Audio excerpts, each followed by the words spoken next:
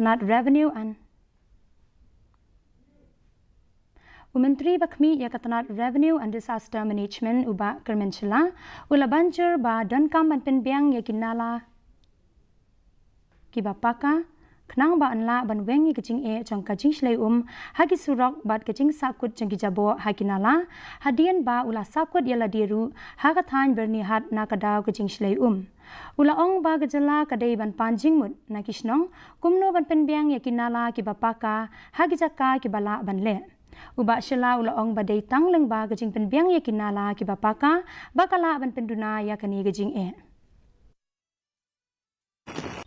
Actually, flash flood. Yesterday, I also traveled from Guwahati towards Meghalaya.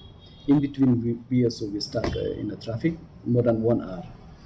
So there are some parts where we need a proper drainage because that flood happened on the road.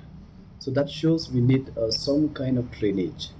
So whether it's feasible or not, what kind of drainage can be done, I don't know exactly. I'm not an expert to mention about this to comment, but I have a feelings that if we have a proper drainage.